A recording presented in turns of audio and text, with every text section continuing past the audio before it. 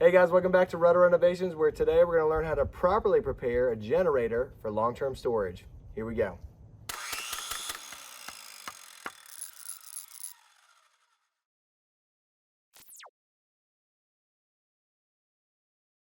The first step to storing your generator is treating the fuel that's left over in the carburetor and in the gas tank.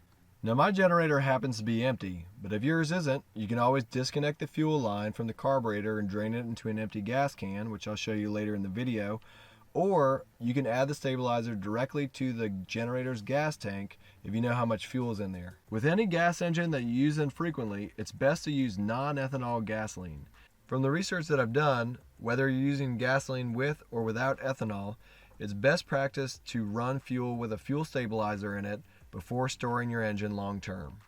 This particular stabilizer is said to keep your fuel good for 2 years, so we'll go ahead and squeeze 12 milliliters of it, pour it into our gallon gas tank, shake it up, and then we'll go ahead and fill up our generator. Alright, now that we have our fuel in, we can go ahead and flip the power on. Go ahead and turn the fuel to the on position, and we'll let it run for 5 minutes.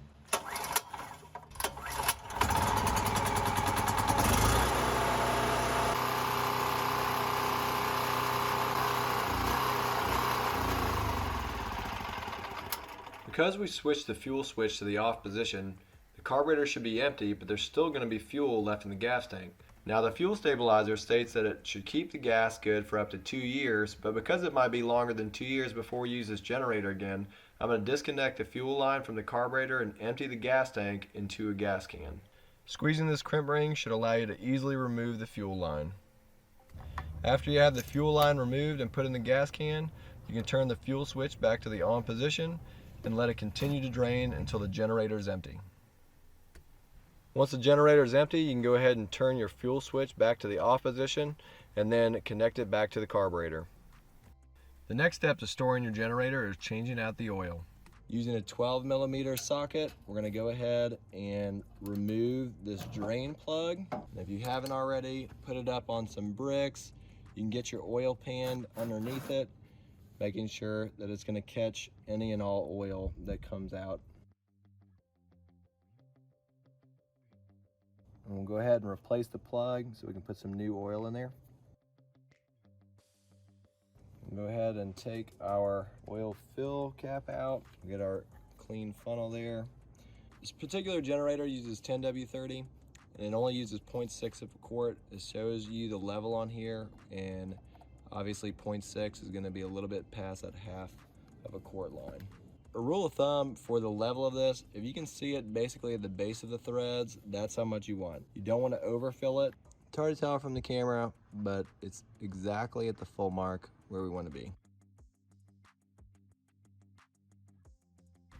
Once you're done with that, you can get your shop towel or old rag. Go ahead and wipe down the generator where all the oil spilled.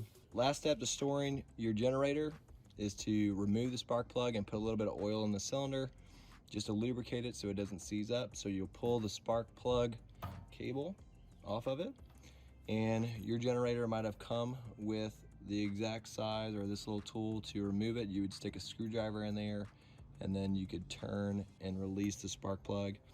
In this instance, if you have the right socket, you can just use it, and this one's a 13/16 inch.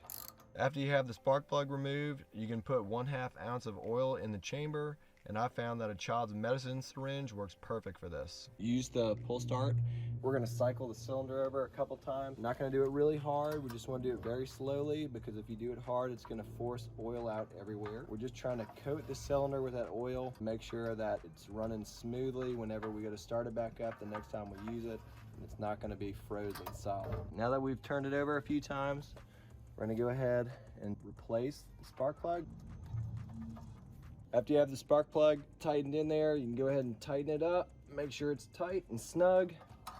Once it is, you'll take your spark plug cable, put it back on there, and then you'll be ready to store it. All right, guys, I hope this helped you out. If you have any questions, comment below. If you like it, please subscribe, and we'll see you next time. Peace and God bless.